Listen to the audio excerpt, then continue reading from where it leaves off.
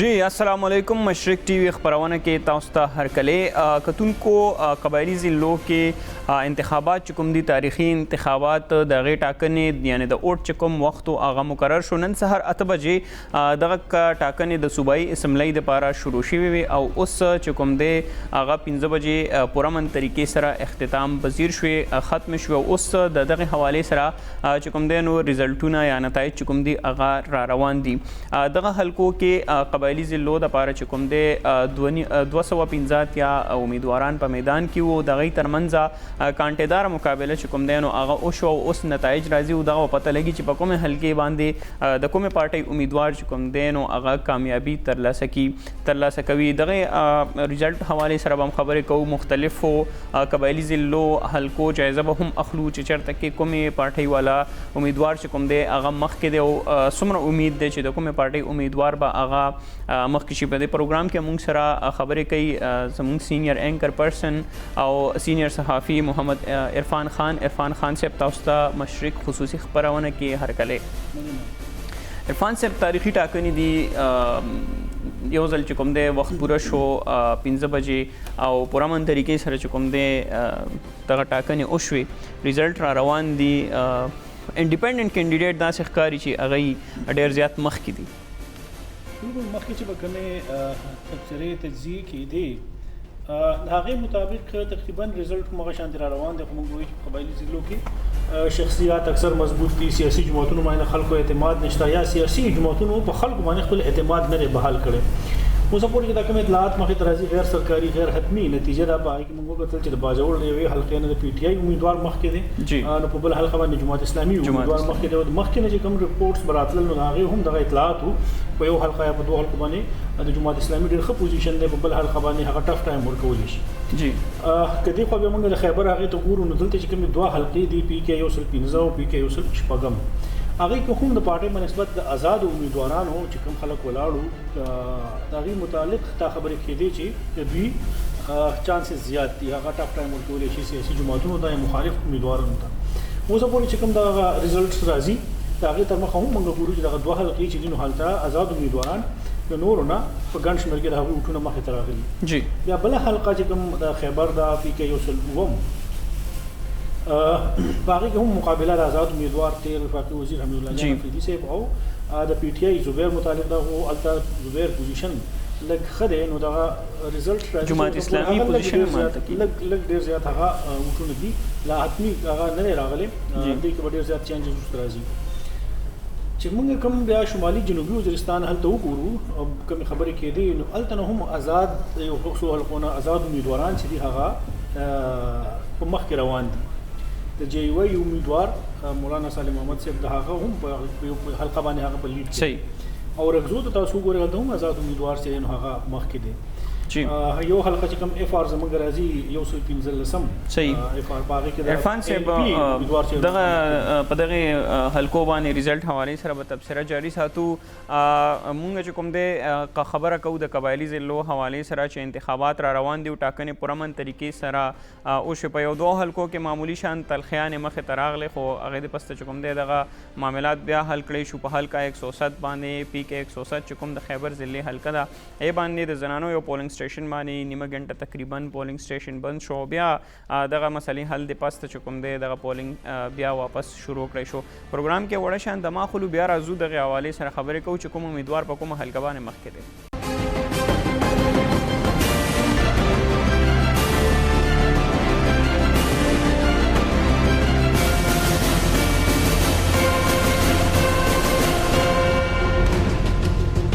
جی کتونکو یو ځل بیا مشرق خبرونه کې تاسو ته هرکله کتونکو خبره روانه ده چې کوم قبایلی ضلعو کې انتخابات دي نتایج چې کوم دی ډېر په تیزۍ سره را روان دي غیر حتمي او غیر سرکاري دي خو بیا هم چې کوم دی د مختلف پولنګ سټیشنو دغه نتایج را روان دي او ډېره کانټیداره مقابله ده موږ مخکې هم په دغه مشرق مختلف پروګرامونو کې خبره کړې وه چې مقابله به د پاکستان تحریک انصاف او دغسې د آزاد امیدواران وي او همدغه ده چې تر اوسه پورې څومره نتایج راغلي دي هغه ښکاري داسې چې آزاد امیدواران مخکې روان دي، خو مختلفو حلقو کې د مختلفو نتایجو چې کوم دي نو هغه هم مختلف دي. خبره کوم موږ سره نوی میلمه هم سټوډیو ته راغلی دی، سینیر صحافي د قبایلو ضلعو سره چې کوم دی مومندو سره تعلق هم ساتي، شمس محمد صاحب تاسو ته مشرق خصوصي خپرونه کې هرکلی. مهرباني سلمان، تhank you so much. شمس محمد صاحب، عرفان صاحب دینه مخکې خبره هم کا چې کوم قبایلي ضلعو نتایج را روان دي هغه مختلف دي، او موږ مخکې هم تاسو هم دغه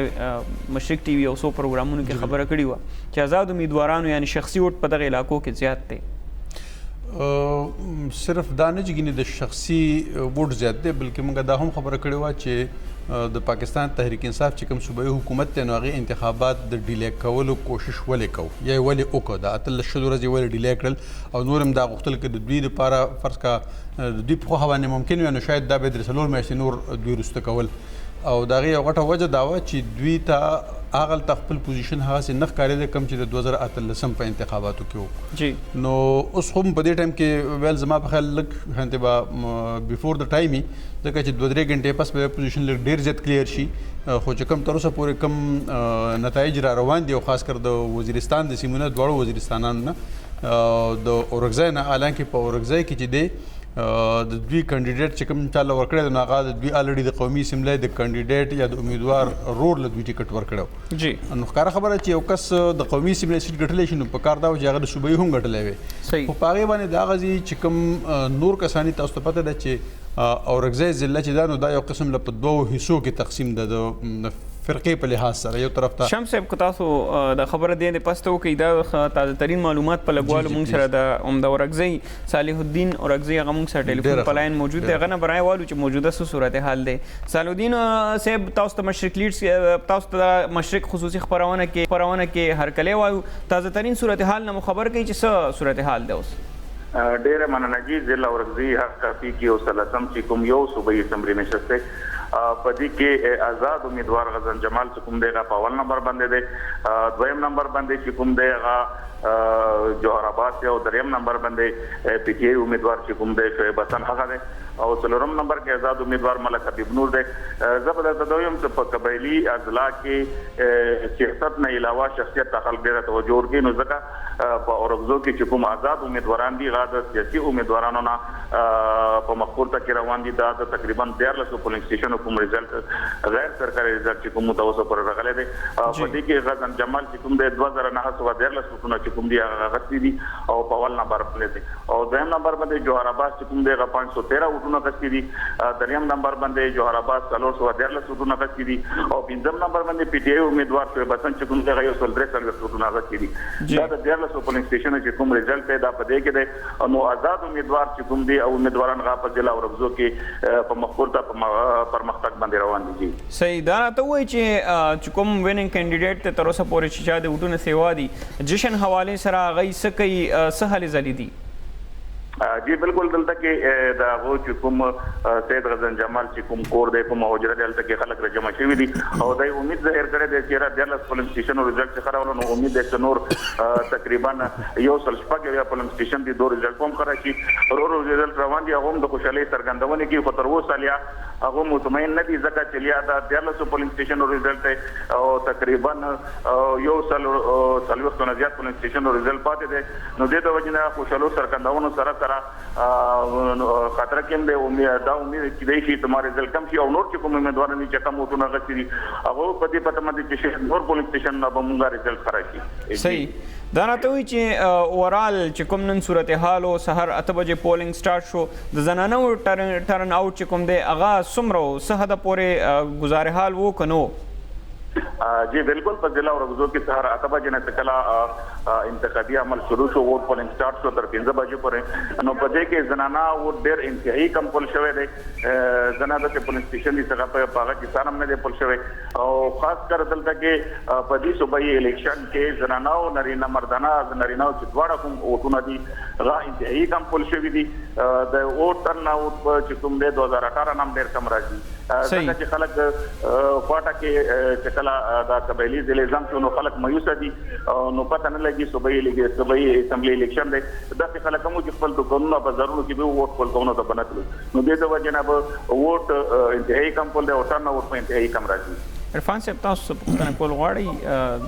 صالح الدین صاحب نه؟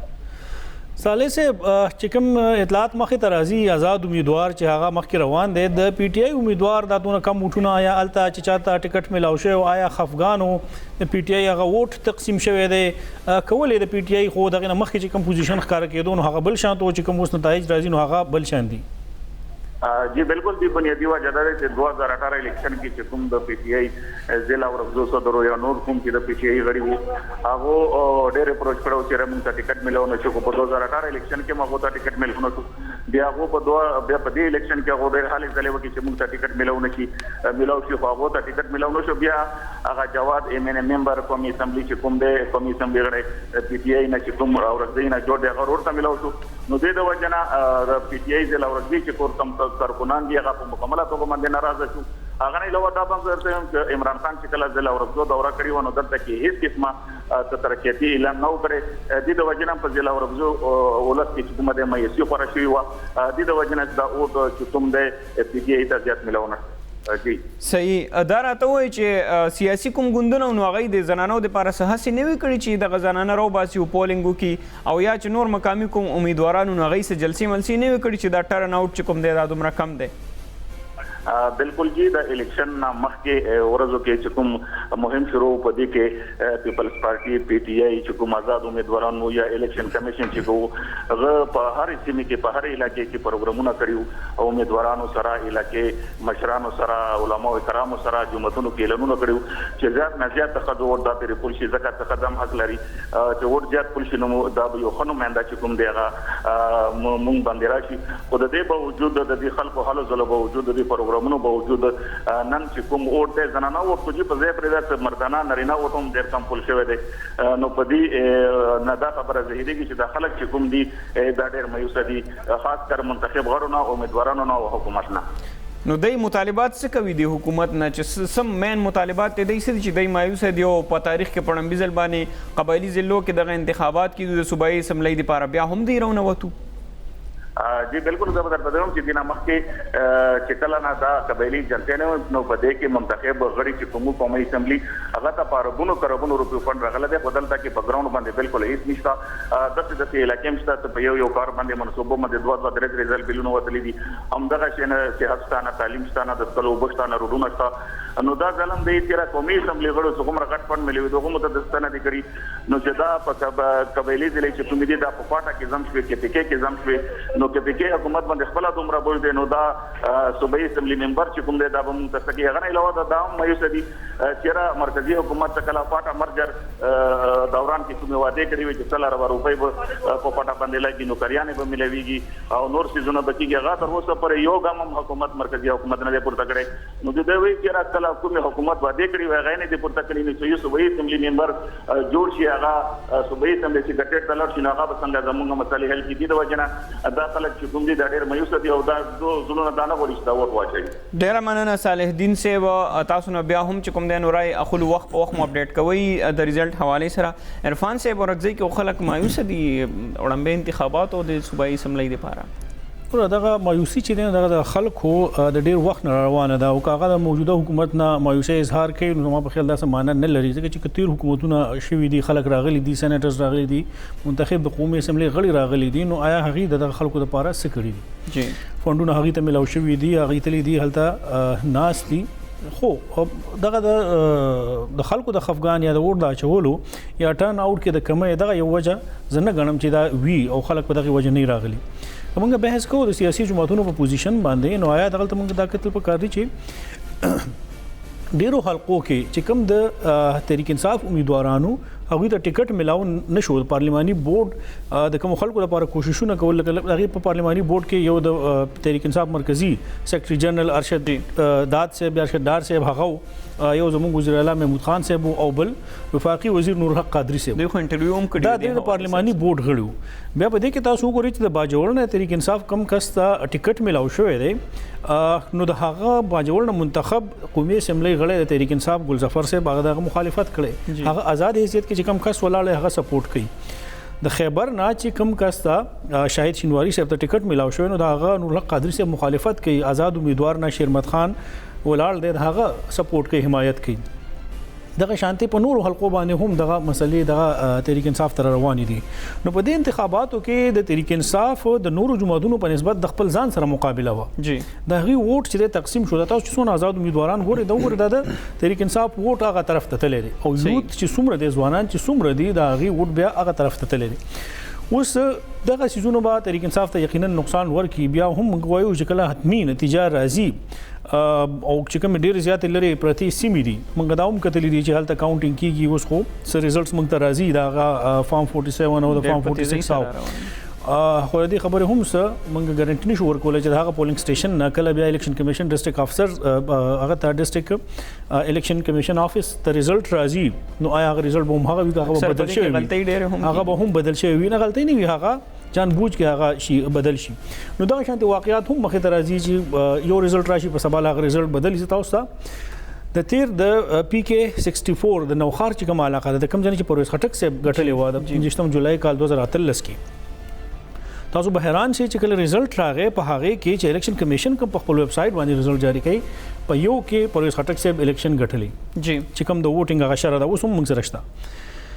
بیا د هغې نه لږه شیبه بعد په سباله باندې یا د شپې په نیمه شپه د هغه حلقې نه تحریک لبیک پاکستان کس چې نو هغه پاس کیږي، او باقاعده هغه د ووټونو شمیره مخې ته لیکل کیږي. بالکل په سباله بیا چې لږ ټایم تیریږي، نو بیا پرویز خټک صاحب هغه سیزونه ګټي. نو د تاسو اندازه ولګوي چې الیکشن کمیشن څومره شفافي طریقې سره هغه انتخاباتو انعقاد کړی دي. نو اوس دغه ځای کې د سیاسي جماعتونو چې کوم په دې وخت کې پوزیشن دی یا کم ښکاري، اوس پورې خو چې موږ کوم ګورو نو هغه کې آزاد امیدواران اکثریت سره روان دي، او خو ډیر اکثریت سره روان دي. نو که دغه طریقې کار رواني، نو بیا تحریک انصاف دغه پارلیماني بورډ یا چې کومې فیصلې وي، نو دې کې بیا ګورو چې یقینا هغه یو مقبول جماعت وو، د ځوانانو هغې سره همدردي هم وه، خو هغې فیصلې هغوی ته ډېر زیات نقصان ورسو. موجوده حالات هم ورته بیا دا هم کېدای شي تاسو اکثر کتلی چې آزاد حیثیت نه کله خلک پاس شي، نو هغه وایي چې دا سیټ چې د خیبر نه چې کوم اطلاق موږ ته راځي چې ما ته ټیکټ د پارټۍ نه ملاو شو چې دا سیټ زه وګټم، نو دا به زه تحریک انصاف ته په تحفه کې ورکوم. تحفه کې مطلب دا چې کېدای شي هغه بیا وروسته پی ټي آی جاینوم کې دا کتلی شي هم دي. شمس به دې خبرې نور هم ګواهي چې کله آزاد حیثیت نه ډېر زیات خلک پاس شي، که هغه به د صوبه کې انتخابات شي، صوبایي اسمبلی ولې نه، نو هغه چې بیا کوم جماعت په اقتدار کې راځي، نو هغه طرف ته لاړ شي او هغه کې شمولیت وکړي. دا کوم آزاد خلک شي ولاړ دي، یقینا د تحریک انصاف په ټیکټ نه دي، ناراضه خلک دي یا دي خپل حیثیت نه ولاړ دي، خو کېدای شي چې دا خپل سیټونه د تحریک انصاف ته په تحفه کې ورکړي او هغه د حکومت حصہ جوړ شي. نو سید ای په سیټونو کې به یو ځل بیا اضافه شي. شمس د ورغزو پټر نوټ باندې زله غونته مختصر خبره کول غواړم، تاسو خپل کوېسچن کسه کوي. همدغه حواله سره مې کول چې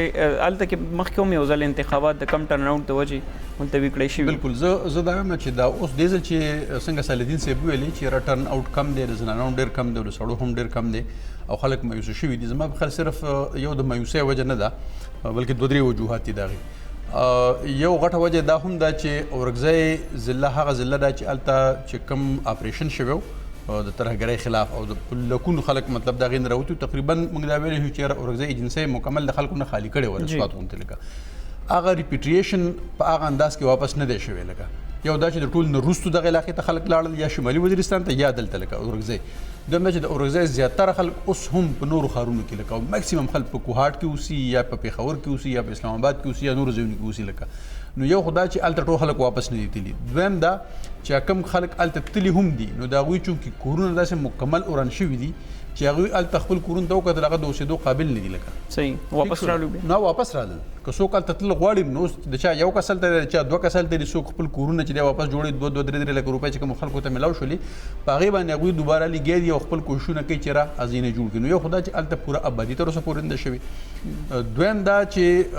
د ټکټ په ورکولو کې خاص کر د پی ټي آی نه چې کومه غلطي وشوله زه تقریبا د اوس یو شل ورځې وړاندې د انتخاباتو نه هلته یو سیمینار له په دې حوالې ته یو موږ ارګنایز کړی و هلته چې یاره انتخاباتو د خلک په کم نظر باندې ګوري مقامي خلک د ورغزو ضلعې لپاره خاص کر موږ چې په ټولو قبایلي سیمه باندې خو چونکې په ورغزو کې د ورغزو خلک هم راغوښتي ورته په هغې کې دا خبره مخې ته راغله چې چونکې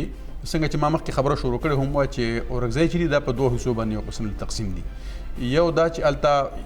یو طرف ته اهل تشیع دي یو طرف ته سنیان دي په دوی کې دا ډیویژن ډېر پخوانه را روان دی لکه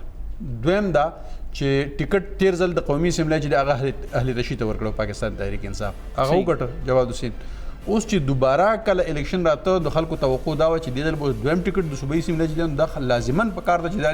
ایته ورکړي اهل سنت ته ورکړي لکه ځکه چې که فرض کړه ډیولپمنټ کا الته دومره د یو بل سره د لريواله دومره زیات دی چې دغه منتخب ام ان ای ایون هغه بل علاقې ته د سنځ جوړ ډیولپمنټ کورنو کې فندز اته هغه نه خرج کړي نو خلک او چې به یو کس خو د دوی راغی لکه نو بل منبر خو د بل علاقې خلکو حق جوړېده که نه آیا د هغه علاقې چې د پی ټي آی کسان نشته دي ډېر کسان همدلته شته دي هغوی درخواستونه هم باقاعده ورکړو چې موږ ته ټیکټ راکړی شي خو چونکې ام ان ای صاحب چې دی نو خپل تعلق او خپل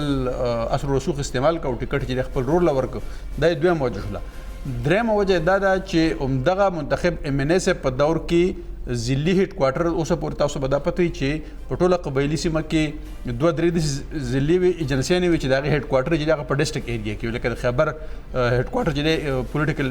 چې به چېرته کېناسته پولیټیکل ایجنټ هغه په پېښور کې و د اورکزو چې دی هغه په هنګو کې و او همدغه شانتې د جنوبي وزیرستان چې دی نو هغه په ټانک کې هم خو به موسمي و یو کله بدلته او کله به هلته اوس حکومت دا فیصله وکړه چې دا چې کوم هیډ کوارټرز دي دا د واپس ضلعو ته دننه یوړلی شي خپل ځای هغې کې مسله دا ده چې کوم هیډ کوارټر کله چې کلایه ته هیډ کوارټر وړي نو په هغې کې زیاتره علاقه چې ده د اهل تشیع ده او په دې باندې هلته چې دا نور کوم د فرقې والا خلک دي هغوی په هغې باندې ډېر زیات ناراضه دي چې موږ په کوم ورستلي په هغه ورځ باندې د هغوی ډېر غټ احتجاج کړو باقاعده پروټیسټ یې کړو چې کوم هلته پولیټیکل کمپاونډ دی په هنګو کې او ډېر حده پورې روډ هم کافي ټایم پورې بند کړو هغوی دا غواړي چې موږ دغه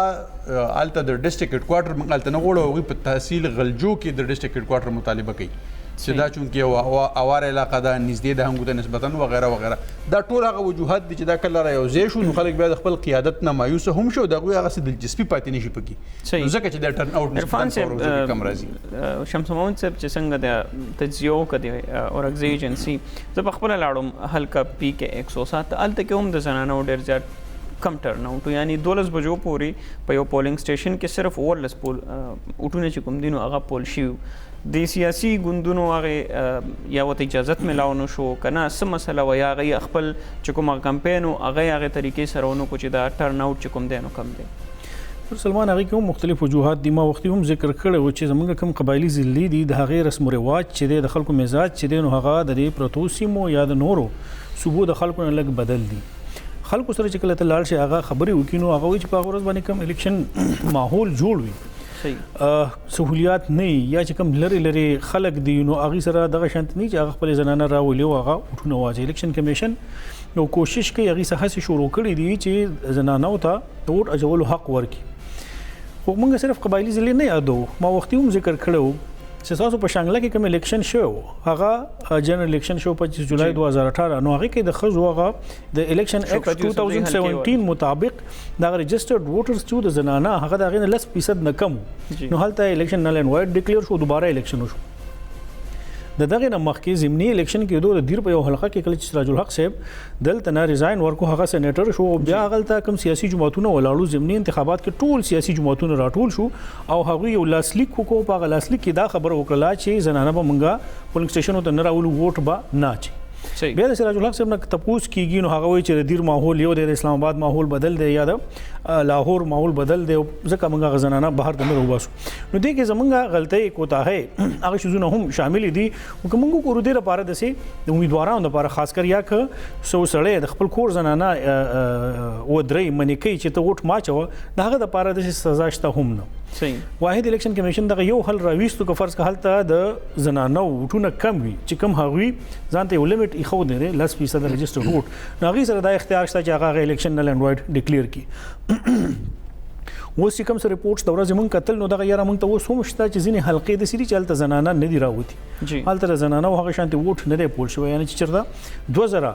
زنانه دي رجسټرډ ووټ نو هلته مشکل سره 10 یا 15 زنانه راغلي دي هغه ووټ اچولې دي نو که دغه شانتي تاسو اورال د پوره حلقې جایزه واخلي کې د شي د یو علاقې یا په یو حلقه کې د سی شوی چې هلته خلک خپل زنانه نه راځي کې د شي بل ځکه هغه کمې چې نو هغه پوره شي خو اورال دغه شانتي حالات وي چې دغه کم دسي چې په 2000 کې 10 زنانه راځي نو یقینا دغه 10% ټارګټ چې هغه نه پوره کوي نو بیا به هلته الیکشن بیا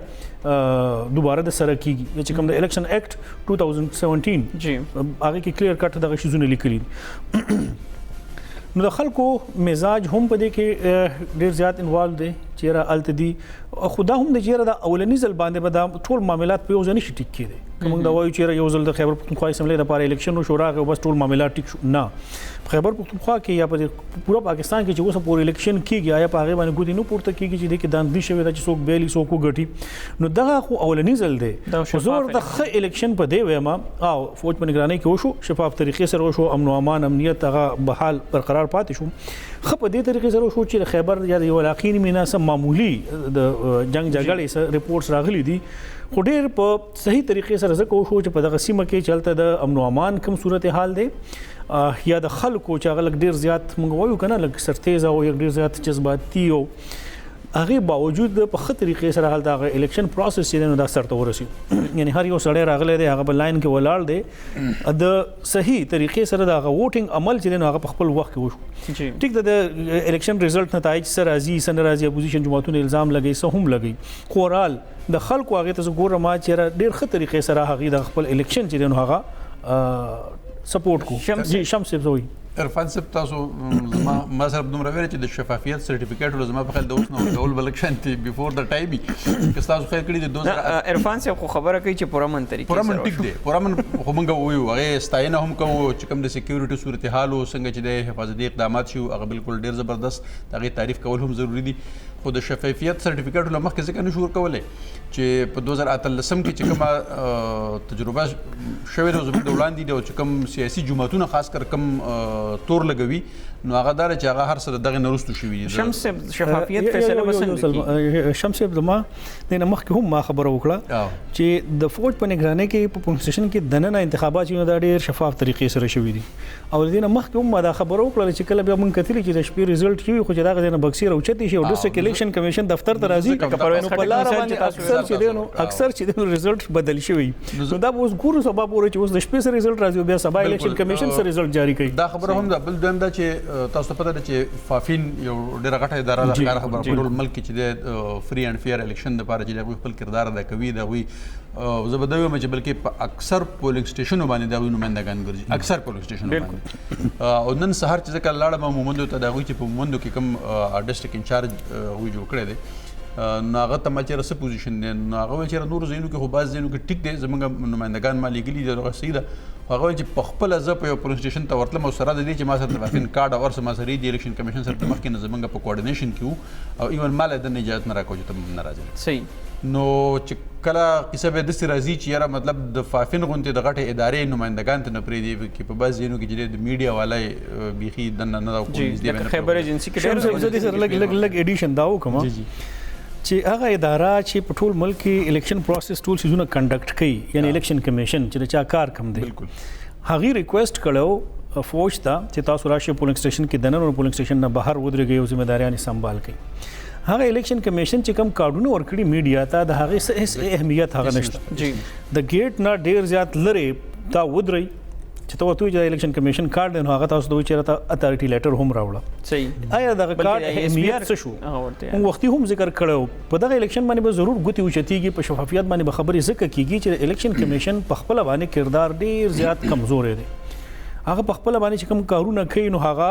اپوزیشن جماعتونو ته خلکو ته موقع ورکړي چې هغه په دې باندې ګوتی اوچتي شمس جی وای زه دا صرف اډ کول غواړم ما په دې باندې په 2013 کې هم یو کالم لیکلو او اوس بیا تاسو دا خبرو کړی چې د فوج په نگرانی کې انتخابات شو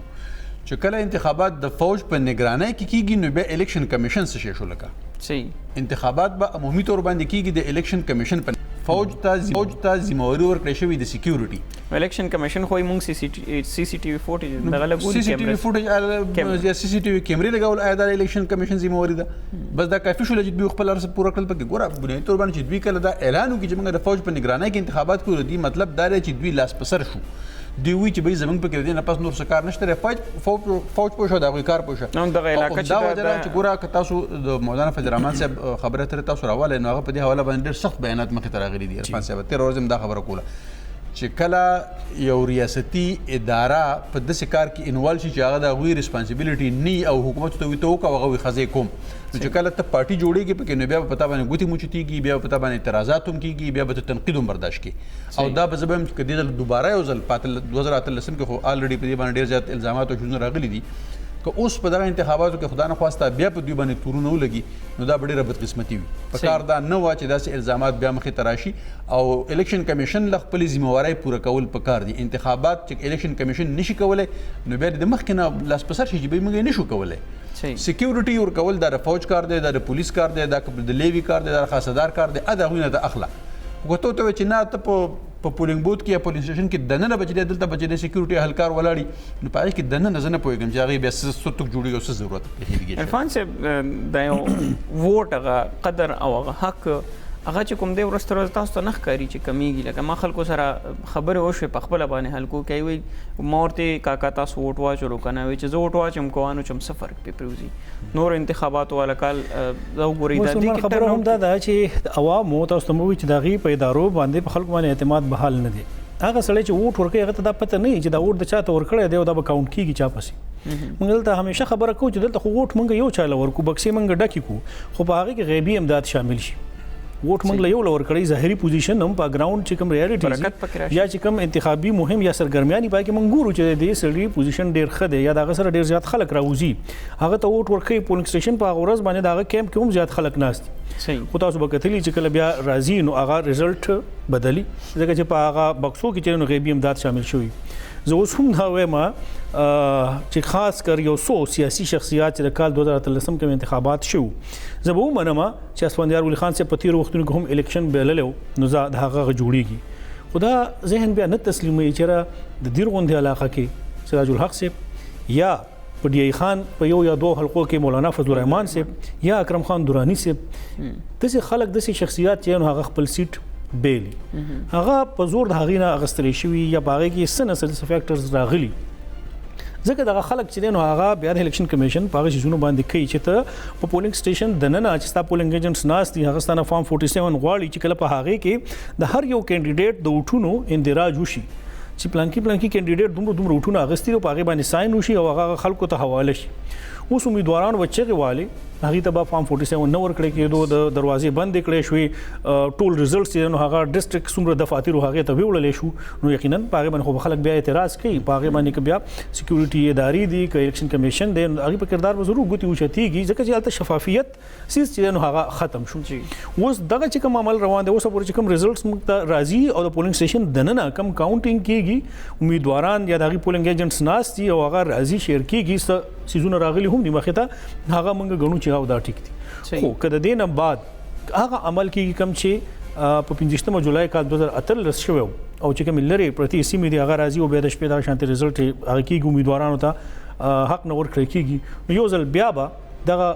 خلک دغه ادارې چې دي نو هغه د تنقید په ضد کې وي صحیح شمس صاحب د ووټ تشعور به څنګه خلکو کې راځي چې دا خلک خپل حق وګڼي چې دا زما حق دی او چې دا زه واچوم نو زه بیا سبا دپاره خپله ذمهواري یا خپل حق واپس غوښتی شم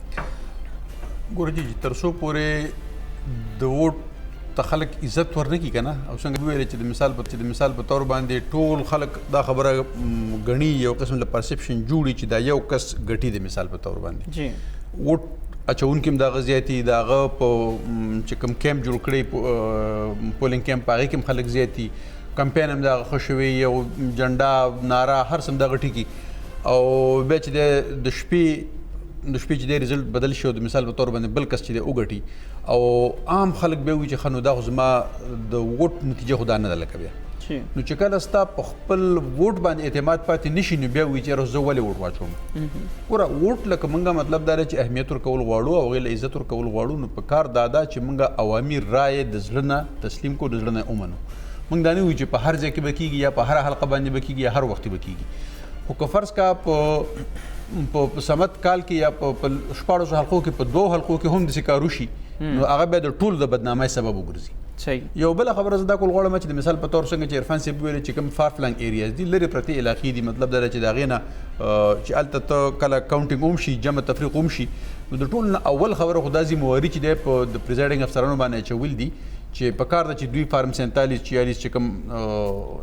رزلټ دی چې هغه ساین شوی رزلټ کاپي هر یو پولینګ ایجنټ ته په هغه باندې ورکړي دا د هغوی ډیوټي ده دا د هغوی جاب دی تر څو پورې تا دا ورکړي نه ته تاله یو قدم د پولینګ سټیشن نه بهر ته راویستل نه دي پکار او نه دا پولینګ ایجنټ له پکار دي تر څو پورې هغه دستخط شوی کاپي د حوالې سره هغه خلکو کې د شعور شته جی زما خبره ته وکړي په دې باندې ما 13 کالم لیکلی دی ځل اوس د 4-5 ورځې مخکې ما بیا په دې باندې کالم لیکلی دی چې پولینګ ایجنټانو دا ذمهواري جوړیږي او د سیاسي ګوندونو خاص کر چې کوم امیدواران دي چې هغه خپل پولینګ ایجنټان په دې باندې پوي کړي چې تر څو پورې درته دستخط شوی کاپي نه میلاوي شوی د رزلټ که تاسو وهي که تاسو ټکئ ته به جګړه هم کې ته ستا د حق دا دی که ته ساین شوي کاپي راوان نخلي ستا ټوله ورځ هلته ناسته دا فضول شوله د دې هېڅ فایده نشته دی که تا د ورځې هر څومره جګړې کړي دي که تا ته هلته هر څومره ووټ بول شوی دی خو چې ته ساین شوي کاپي ځان سره د پولینګ سټیشن نه نشي راغستی نو بیا تا د ایجنټۍ حق ادا نه کړه او نه بیا د پریزایډینګ افسر چې دی نو هغه خپله ډیوټي صحیح طریقې سره وکړي تر څو پورې هر پولینګ ایجنټ له هغه ساین شوي کاپي ورنه کړي یو خو دا خبره ده دویم دا دی چې د دې خبرې هم هېڅ توک نه جوړېږي چې د مثال په طور باندې چې کوم ډسټرکټ هډکوارټر دی د هغې نه یو علاقه چې د 20 کیلومتره 25 کیلومتره لرې ده د هغې رزلټ بس ستا په خیال باندې 20-25 کیلومتره به څومره ټایم اخلي چې هلته نه به راځي لکه اوس موږ میکسیمم رزلټونه را روان دي چې کوم نږدې پولینګ سټیشن دي لکه نو هغه به 2 غنټې یا 3 غنټې کې به کاونټینګ وشي نو چې ډېر ټایم واخلي خو 20 کیلومتره لار دی په یو غنټه کې وشي لکه په 1.5 غنټه کې وشي نو دا خو نه جوړیږي کنه چې مطلب نور رزلټونه به ماښام د 8-9 بجو پورې راځي او د 20 کیلومتره لري زی رزلټ به سهار چې د مانځه نه پس راځي لکه د دې هیڅ توک نه جوړیږي کم خلک کم اداره یا کم محکمه چې دغه پریزایډینګ افسران سره ټوله د پولینګ عمله دا خپل مومنټ ته په خپله خوښه باندې نه پرېږدي چې دا ګوره د هغه ذمهواري ده دا د پریزایډینګ افسر ذمهواري ده چې ابه د رزلټ سره د بکسو سره د ضایع شوي ووټونو سره د پاتې شوي ووټونو د ټول چې څومره دي دا شیزونه به هغه خپل دغه ته رسوي هیډ افیس ته به رسوي هلته به الیکشن کمیشن عملې ته حواله کوي اوس که زمونږ پولیس محکمه وي که لیوي که خاصداري که فوجي که هر څوک چې هغه ته خپل مومنټ ته په خپله خوښه باندې نه پرېږدي چې نه تر څو پورې ته موږ ویلې نه نو ته به نه ځې د دې څه توک جوړېږي لکه ګوره که فرض کا دا عمل روانه شي او د ده نه په لار کې چا چې دی په زور باندې بکسې واخیستلې نو اب هلته لاړ شي او هلته به ووایي چې زما نه په زور بکسې واخیستلی شولې پلانکې کس ټیک د خو اوسه پورې د پاکستان په تاریخ کې یو ځل نیم نه علاوه زما په خیال داسې چېرته نه دي راغلي چا په زور خلکو نه بکسې اخیستې او رزلټونه یې بدل کړي ځکه چې د هغې څه فایده نه کېږي خو چې کومه اداره داخل هلته ایساروي او ته وایې چې نه زه باید سهار ته هلته رسومه پکې په هغې باندې به خامخا ګوتې اوچتېږي په هغې باندې به خامخا ټکونه کېږي نو په کار دا ده چې دوی خپل مومنټ ته په خپله باندې پرېږدي هغه دې راشي ا دې په خپله حواله کې شیزونه د باغې کې غلطي او کوتاهي پکې په نورو خلکو خو به الزام نه راځي که نه چا کړې ده پکې که هغه چې د اډمنسټریشن سره تعلق ساتي که هغه د ایجوکیشن سره تعلق ساتي که هغه د هیلث سره تعلق ساتي هغه محکمه پوه شو هغه افسر یې پوه شو د هغې له جواب ورکول پوه شو عرفان صاحب ورکزو حوالې سره خو مونږ خبره وکړه نور داسې چانس شته دی چې په هغې باندې الیکشن یو ځل بیا ملتوي شي د کم ټرن آوټ له وجې د وخت نه مخکې خو موږ دا خبره نشو کولی چې که فرض که دغه شانتې ملتوي کېږي خو څه ځایونو کې موږ وایو چې هلته د زنانو هغه شانتې نه دي راوتي هغوی ووټ نه دی پول کړی نو که هغه د الیکشن ایکټ مطابق هغه نه پوره کوي نو یقینا چې هغه ځای کې به دوباره بیا الیکشن کېږي جی نو دا اوس کتل به ګورو چې کوم ووټ پول کېږي او بیا د الیکشن کمیشن کوم رزلټ جاری کوي الیکشن کمیشن چې کوم رزلټ جاری کوي هغې تر مخه په کومه حلقه کې څومره ټرن آوټ دی د زنانو څومره ټرن آوټ دی نو د هغې نه بعد به بیا دا ډیسایډ کېږي چې کوم رجسټرډ ووټرز دي 30 لکه څه د پاسه خلک بیا موږ خبره کوو چې یقینا خلکو د خپل وسه پورې د خپل همته پورې هغوی راغلي دي دغه انتخابات یې سپورټ کړي دي هغوی غواړي چې یاره د هغوی خلکو ژوند دې بدل شي هلته دې څه ترقۍ کارونه هغه وشي خو دویم طرف ته دا دي چې بیا زه خبره کوم چې خلکو ته موږ ورکړي سری سہولیات هلته څه دي ولې هغه خلک چې د سیستم نه د نظام نه د ریاست نه حکومتونو نه دومره د مایوسۍ اظهار کوي یا دومره د خفګان اظهار کوي نو هغه موږ وجه دي اوس هغه مسلې چې نو هغه دلته په یو ټي وي ټاک شو کې یا په یو ورځ الیکشن کمپاین موږ دلته ناست کیږو په هغه خبرې کوو نو هغه موږ د خلکو هغه سيزونه ټیک دغه مسلې موږ راوچتولې شو چې کوم منتخب خلک دی هغه ته موږ مخ کولې شو بلکې هغه دغه خبر هم دي بس هغه مسلې حل ما استاد سره نشته چې په دې فورم باندې موږ کینو هغه مسلې حل کو هغه فورم سرکار دی حکومت دی هغه چې څه کیږي به ودغه الیکشن چې دا کوم وسه پورې شوه دی داغه خبره ده خوش آینده خبره ده چې هغه ډیر پورم نه طریقې سره وشو جنگ جګړه پکې مخې ته رانغلې هر څه چې وشو الیکشن څنګه هم نتایج شمسه هم وي هغه چې ریزلټس هم راځي بهر حال پاکستان دغه شانت دا ټریجریز او دا ډرامې پکې دا ډېر کیږي په مختلفو وختونو کې لکه زه تاسو یو مثال درکم چې تیر دلته رکال 2013 2014 پورې یو حکومت وو دا نېشنل پارټي او د پیپلز پارټي دا د یو وزیر خلاف هاي کورټ کې کیس شو یعنی 15 شپږ کال تیر شو داغه د ډیګری متعلق چې کوم کیس شو د هغه فیصله ونه شو حکومت پکې ختم شو صحیح نو دلته خدای شانت بیا فیصله کیږي دلته خود سي نظام دی اوس هغه چې کیس کړي نو هغه خري 15 هغه خپل کیس باندې استومانه او چې په الیکشن باندې بیا دغه نه بعد په عدالتونو چکر به هغه لګو نو دغه هم دغه شانت واقعیات او د شذونه مخه ته راځي خدا خبره هغه قتل په کار دي چې سیاسي جماعتونو مشران چې دینو چې کومګ ډېر وو چې قبایلی سیمې په دې هغه کې شامل شوي دي هغه د حکومت توجه ورکړي خدا خلکو په خپل وختونو کې د قبایلی سیمو سره عمل کړو سره هغه ته اهمیت ورکړو هغه د پاره سره کارونه کړو ترقې په لور باندې هغه ګامونه پورته کړو نو یقینا دغه دي چې دا یو خامل دی مونږ وایو چې مسلم لیگ نون باغ کې شروع شو قومي اکشن پلان یو نقطه وا چې قبایلی سیمو دغه مستقبل فیصله دی وشي جی هغه فیصله په قلار روانه ده یو بل مرحله چې نو هغه مونږه سرته ورسول اوس الته خلک راغلل یو مسله بالته ضرور وي او دا به همیشه د پاره وي هغه مسله د لاین آرډر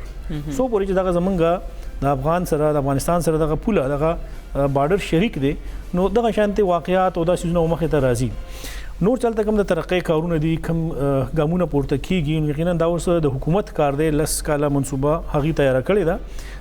3 روپۍ چې هغه په روان کال کې هغه ځانته خوري دا موږ ترقېتي کارونه باندې خرج کوو پورا یقین دی چې فرض کړه 3 روپۍ صحیح مانو کې حکومت نیت هم صحیح وي د افسرانو نیت هم صحیح وي او خلک غواړي هم ټول ادارې د هغه سره په یو پیج باندې او کار کول غواړي وای چې د قبایلی زلو ته منګه ترقی ورکو د منګه مخ کې بوزو په یو کال کې کده 3 روپۍ ترقیاتی کارونو په مد کې خرج شوي زما پوره یقین دی چې د عوامو الته چې کم خلک د ریاست خلاف چا بغاوت کړي دي هغه برازي او هغه د حکومت ملاتړ کوي هغه د حکومت سره ودرېږي او چې څومره حالت نان سټیټ اکټرز دي په دې وخت هم خلک انوالو دي نو هغه سيزونه چې دي او بیا ختم شي نو دا د حکومت په هغه باندې انحصار کوي چې حکومت اوسه غسیزونو ته څومره توجه ورکړي افغان صاحب ریزلټ هم را روان دي ریزلټ حواله سره هم خبره کوو چې کوم قبایلی سیمو کې مسایل دی هغه حواله سره موږ هم خبره وکړو او چې کوم ریزلټس را روان دي هغه شفافیت سره هم کتونکو قبایلی ضلعو چې کوم نن تاریخي انتخابات دي دغه حواله سره چې کوم دی ریزلټ هم را روان دي او پرمن طریقې سره دغه انتخابات وشو خو ریزلټ چې کوم مکمل دی هغه به ورځ تو پس پته لګي چې اصل ریزلټ دي سو په کومه حلقې باندې کوم امیدوار چې کوم دی هغه کامیاب شوی دی مشرق خصوصي خبرونه به جاری وي پروګرام کې د وړې شان د می وخت شوی د مینه پس پر ازو او بیا به د قبایلی ضلعو انتخاباتو نتایج حواله سره خبرې کوو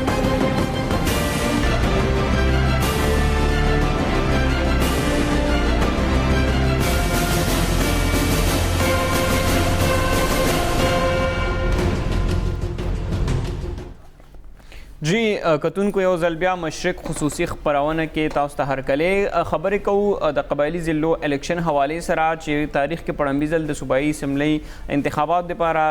دغه چې کوم نه انتخابات روان دي او مختلف امیدوارانو ریزلټ هم را روان دي دغه حواله سره خبره کوو عرفان صاحب څنګه چې څومره کامیابی د خیبر پختونخوا ولس د قبایلی ولس دغه انتخابات ګورې خبره خدای سلمان چې کوم دغه ظاهر خبره ده کوم امیدواران ولاړ دي هغه بهلی خو دې کې ګټه بیلات چې دینو دا د امیدوارانو یقینا چې دی خو صحیح مانو کې دغه انتخابي عمل سر ته رسي نو هغه د پاکستان هغه جمهوریت هغه دغه سيزونو ګټه ده جی په اول ځل بعد هغه خلک راځي د خیبر پښتونخوا اسمبلی ته د غلطه بکینی او د غلطه د خلکو د حق د لپاره आवाज پورته کوي یعنی چې کوم هغه تور قانونو اف سی آر د هغه د ختمېده چې نو دغه هغه ټول سيزونو ابتدا او آغاز جی بیا ټول نه بنیادی لکه په دې اوس موجوده وخت کې هم د های کورټ سپریم کورټ دایر اختیار حل ته غځولې شوی دی خو خلکو ته اوس هم د آئین لاندې چې کوم هغه ته حاصله ازادي ده یا حقوق دي هغه ته نه دي حاصل بار بار د های کورټ څنګه شانته مختلف غونډې شوې دي هغه په ډیرو شیزونو باندې تحفظات او اظهار کړي چې حکومت دوی سره مرسته نه کوي تعاون نه کوي چلته کم خلک تللی دي عدالتي جوډیشل افسران هغه د ډیره زیاتې مسلې دي د اف آی آر هلته سیستم چې نو سپور هغه ټیک شوی نه دی یعنی چې کوم هلته موجوده لیویز خاصدار فورس دي د هغه شانته ټریننګ نه دی شوی چې هغه اف آی آر انتراج وکي هغه د انویسټیګیشن هغه عمل څنګه مخ په وړاندې باندې بوتل کېږي چې کوم زموږ د پولیسینګ نظام دی هغه د هغې نه اوسه پورې نابلده دي دا خلکو ته به ټایم ورکول غواړي دغه ټول څیزونه چې دی دا به وخت په وخت باندې هغه غواړي صحیح حکومت که وغواړي دغه یو ټریننګ او دا سيزونه بلک ټایم اخلي خو چې کوم مالته سلګ ډېر مشکلات مخې ته دي الریډي کومګه د مومندو خبره کو دلته په غلنۍ کې سرکاري دفتر دي کومګ د باجوړ خبره کو نو هلته کالونۍ کې سرکاري دفتر دي چې کوم د ډیپټي کمشنر یو پورا ځان ته یو جاګیرو او هغه کې نو وغواړي حکومت دغه کوم سيزونه چې غزولې شي که عدالتي افسران نو الته غیر عدالتونه هم ورکولې شي دغه لپاره زه هم شته او الته یو صحیح مانو سره دغه انصاف عمل هغه سيزونه شروع شي صحیح عوام ولک ډېر اعتماد په دغه ادارو باندې بحال پاتې شکل چې هغه ته دا پته ولګي لکه اوس په دې موجوده وخت کې هم شمس ابناس ته دینن هم تلو مندو ته د علاقې سره هم تعلق دی په خپل باندې قبایل امباجول سره مې تعلق دی یعنی د ډیپټي کمشنر چې اوس کوم دی د هغه دفتر ته یو عام کس خو جرأت هم نشي کولای چې دغه د دفتر په مخه په لار باندې قدرې تیر شي صحیح څنګه به خلک بیا دغه د انصاف او دغه تمه ساتي او شمس ته دا هم پته چې اوس ورځ مخ کې د صوبایي حکومت بیا الته چې کوم زمونږ یو سیستم را روان دی هغه موږ ته لونګي وایو د هغه بیا اعلان کړی دی خلکو ته ور کړی دی دا هغه دا چې حکومت یا په دغه الیکشن باندې اثر انداز شي یا خلک په دغه طریقو سره ولې ځکه چې ملکانانو دغه انتخابي عمل نه بایکاټ اعلان کړو هغه وی چې موږ به دغه سيزونو ته الیکشن ته ووټ نه ورکو چې کله حکومت دا اعلان وکړ هغه کمپاین شروع کو باقاعده د دې خیبر جمرود مثال در کوم چې هغه باقاعده د ریلی په شکل کې وته خلکو ته چې تاسو راوځي ووټ ورکړي او خلکو له ورکړي چې کم د وخت کې په حکومتي پارټي د چې هغه تاسو راتلونکي هغه کارونه وکړي یو حکومت دغه شانته دا حربي او دا هم استعمالي یو ملکی سیستم او دغه چې شروع یو روان دی هغه یو سو کورونه یو سو خلکو عام ولس یې هغه ته نه دغه څه فائدہ او هغه همیشه عرفان صاحب دغه باندې خبرې جاری ساتو خو دا خو سره ټلیفون لاین باندې د مومندو ضلع نه شاکر الله زموږ نماینده دی هغه په لاین دی هغه نه تازه ترین معلومات خلو چې په دواړو حلقو کې پی کې 103 او 104 کې څه پوزیشن دی څه ریزلټ کوم امیدوار مخې دی شاکر الله صاحب تاسو ته د مشرق په خصوصي خبرونه کې هرکلی دا راته وایي چې کومه حلقې باندې کوم امیدوار مخکې دی او د چا ترمنځ مقابله ده جی نن چې کوم صوبایي انتخابات سره رسیدلي دي نو د هغې پی کې 103 باندې د جے یو د پی ټي آی او د اے ان پي مقابله ده د هغو ترمنځ جی نو په هغې کې چې اے ان پي تر دې دمه باندې آزاد غیر حتمي دغه ده چې 7760 کې د 40 پولینګ سټیشنو کې جی او 4944 پی ټي آی کې په دا 40 پولینګ سټیشنو کې د دې ریزلټ دی دې دوه ترمنځ مقابله ده او په طرف ته چې موږ وګورو نو تر اوسه پورې سرکاري یو ریزلټ هم نه دی راغلی نو چې دا چېرته اشاره کړي اعلان کې هیډکواټر غلنۍ دلته دننه دی خو د اوسه پورې یا هغه د الیکشن کمیشن اپیس پرانه ده بیا مدا چې کوم پی کې شاده نه پاږي کې 5497 د جے وای دی او دغه چې آزاد امیدوار دي ملک عباس رحمان 5315 او پی ټی آی سجاد نومان 4105 نو د درمیان د مقابله چې شروع دي او موږ چې نو څه پورې مطلب دا چې د نږدې ځایونو سرکاري ریزلټ رانغه چې دا ریزلټ څه وجه نه ایثار دي او څه پوزیشن دی نو صحیح نو هغه حواله سره خلک څه وایي نو خلک چې دا وایي چې ګنې دا نږدې لکه کاندیدیټ ټول راغلي دي چې سناست دي الیکشن کمیشنر آفیس کې دي صحیح نو څه پورې چې د نږدې نمبر ریزلټ راغی یو خو چې ما تاسو مخکې ویلو چې جے وای او آزاد امیدوار چې کوم اصرار دي هغه خپل کړو چې په صافو کې کوم ریزلټ کم راغلی دي نو هغه د دې نه ډېر سخت مزاحمت کو ول چې سار د 8 بجو په ځای باندې اتنیمه بجې هغه کولاو کړی دي بیا ټول ورځ سستري شکست او به ما مازدیګر په 4:30 بجې بند کړی بجای د 5 بجو هغه د شو د بجو شایران بند کړی و هغه د احتجاج کوي نو اوس معلومه نه ده چې څه وجنه داري ځونه دي صحیح شاکر د جی زمونږ چې سم د تاسو څنګه مخکې خبره وکړه نو د ملکانو هغه سیستم جی هغه شاکر الله صاحب دغه باندې خبره کوو خو مونږ سره سټوډیو کې سینیئر صحافي او اینکر پرسن شمس مومن صاحب هم ناشته هغه تاسو نه پوښتنه کول غواړي شاکر الله صاحب دا راته وایي تاسو چې تر اوسه پورې یو ریزلټ هم الیکشن کمیشن افیس ته نه دی راغلی حالانکه الیکشن کمیشن دا اعلان کړو چې یاره په قبایلی سیمه کې چونکې انټرنیټ نیټورک هغه څه نشته دی پکې په واتس اپ باندې به موږ چې د ریزلټونه شریکوو نو چې دلته کوم مقامي د مومن ضلع الیکشن کمیشنر دی هغه په دې حواله څه وایي چې ریزلټونه خاص کر تاسو د نږدې خبر وکړه نو واقعي چې د غلنۍ او د غیر خوښه چې کوم ریزلټونه دي هغه له تر اوسه پورې جمع کول په کارو چې راغوي را رسیدلی و سره د عملی نو دا غوي څه وضاحت پیش کوي نو هغه دی والي سره وایي کنه چې دا حالت منګه یو ځای کوو لکه مطلب هغه تیر د 2018 څنګه الیکشن کې چې دا په سکوټي په نگرانۍ کې راځي او چې څو پورې سکوټي نگرانۍ نه نو دا ریزلټونه باندې راځي نو دې وجه نه چې هغه ریزلټ لا اوسه پورې غلنۍ ریزلټ هم نه دی راځي صحیح مهرباني ډیره مهرباني شاکر الله صاحب تاسو نه بیا هم پروګرام کې وخت په وخت باندې اپډیټس اخلو زه ماغه خبره جی ما چې وخت وکړه جی بالکل چې د دې هیڅ جواز نه جوړیږي زما په خیال د عام خلکو لپاره چې موږ په سکیورټي پوینټ اف ویو سره ریزلټونه راجمع کوو او هغه بیا موږ راوړو نو زما په خیال دا نه خود سکیورټي په ریزلټ راجمع کولو کې د سکیورټي څه کار دی بس ریزلټ خو چې کوم ریزلټ راغی بس هغه عمله پوه شو هغه چې د الیکشن کمیشن ته جمع کول پوه شو لکه دا خو د دیک سره سکیورټي خو کار نشته پکې سکیورټي دا چې د مثال په تور باندې عمله روانه ده یو پولینګ سټیشن 15 کسان عمله ده 10 کسان عمله ده نو هغه سره د زیات نه زیات خو 2 کسان د سره سکیورټي ولیکن هغه په خپل نمبر باندې وچلی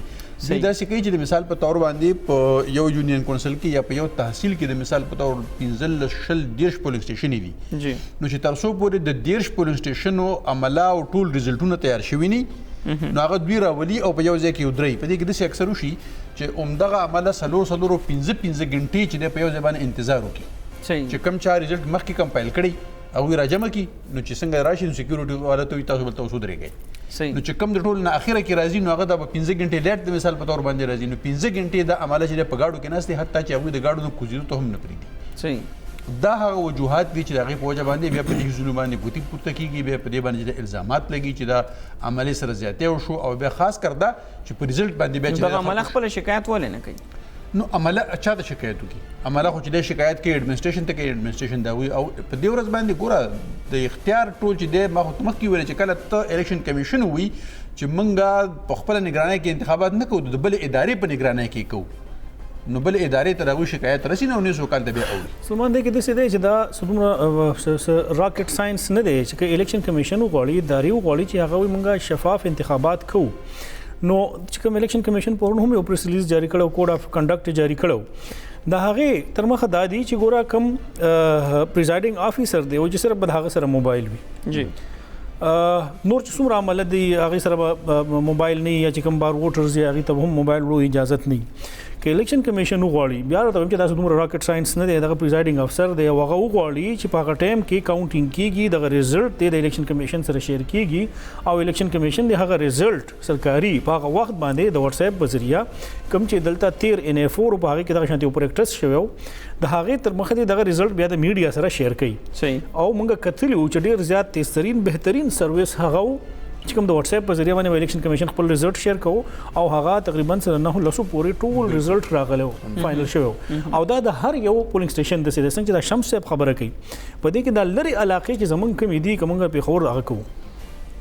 هغه په ډیسټریکټ الیکشن کمیشن ته یا چې دلته کوم زمونږ ډیسټریکټ هغه د عدالتونو دی الته به د شپې ریزلټ راوړو اوس د بډبیر یو ډیر لری علاقه ده حالته خو کاونټینګ وشي لسو بجو پورې یا 15 بجې پولینګ ختم شوی دی دلته اوس ټرن آوټ هم دومره نه دی خلک هم کم دي د 9 بجو پورې ټول کاونټینګ وشي صحیح د 9 نیمو پورې هغه پورا خپل ریزلټس یې هغه کمپایل کولی شي اپ هغه ټیم کې دغه الیکشن کمیشن ته را لېږلی شي خو چې دغه 9:30 بجې کوم ریزلټ کمپایل کی هغه د بیا کوم پولینګ سټیشن نه راځي الته تاسو ته پته چې د خلکو نه مونږ گاډي نیولې په زور باندې گاډو مسلې بیا نور ډېرې زیاتې مسلې دا ټول سامانونه را یوځای کوي نو هغه چې دلته را رسي نو هغه د سار 3 یا 4 بجې پورې راوځي. صحیح عرفان صاحب تاسو ته امورګه چې کوم ریزلټ تاسو 9:30 بجې باندې کمپایل کړی یا ته هغه کړی او هغه بیا د شپې 3 بجې باندې راځي نو د خبرې هیڅ ګارانټي نشته چې هغه ریزلټ په لار کې نه بدلی. بهترین اسانه طریقه دا چې تاسو پریزایډینګ افسر الته کې نه ولې دی هغه لته یو د سیستم ورکا چې 3G 4G عمران خان صاحب خبر بار اعلانونه کړو خو اوس پورې مونږ نه کتل نو دي نه ظاهري کیدا چې عمران خان صاحب هغه بیان ته هم دغه ادارې د خلک څومره اهمیت ورکړي باوجود د دې چې هغه لاړ شي باغه قبایلی ضلع کې جلسه وکي هو چې تاسو 3G 4G او نت سیستم هر څه در کوم یا تاسو کولاو کوي هغه نه کولاو شوی او پرایم منسٹر صاحب بیان دی تاسو بیا دغه اهمیت اندازه ولګوي. پریزایډینګ افسر ته دغه شانتي سیستم ورکی او د سره دغه ټایم دغه ریزلټ چې هغه د الیکشن کمیشن سره شیر کوي او الیکشن کمیشن دغه ریزلټ بیا د میډیا سره شیر کوي نو په دې کې باندې نه هیڅ قسمه ابهام موجود دي او ریزلټ به هم صحیح راځي یعنی موږ چې غیر سرکاري غیر حتمی وایو دغه به موږ دا وایو چې د الیکشن کمیشن افیشل ریزلټ جاری کړي او په دې کې الیکشن کمیشن د زمانه د خیال بیا کوي چې د باندې سدومره ډیر زیات خرچه راځي نه په دې باندې سدومره ډیر زیات ستړیواله شته دغه سره ټیکنیکل ټیمونه هم شته دغه سره ایکسپرټس هم شته پاکستان ټیلی کمیونیکیشن اتارټي د حکومت د لاندې دا ټول شیزونه راځي په دغه ورځ باندې دا ټول شیزونه کې بیا الیکشن کمیشن سره ډیر ځای باندې عرفان صاحب راځي ریزلټ نو زه خپل پی کې 107 ته تلوم الته خو د موبایل سیګنل صحیح کار نه کوي انټرنیټ ته کومه مخه نو خو زم دا خبرو کوم چې راځي خو دا ریزلټ وکړه راځي د شپې 3 بجې راځي 4 بجې راځي ځکه چې دا کوم شمس محمد صاحب خبره کوي چې لري علاقه د هغه نه چې کله هغه پریزایډینګ افسر خپل ریزلټ سماونه ټول راټولې او دا غزن را روان شي او بیا په لار کې ودرې چې صبر وکړه ټول خلک را یوځای شنو بیا بزو صحیح او دا پریکټس شوی دی په تیر وختونو کې هم شوی دی دا ریګولر او دا شکر الله دا خبر وکړه چې لکه خلک هغه دي سرکړي چې ورګه دا به ټول به یوځای کو او بیا به مونږ وړو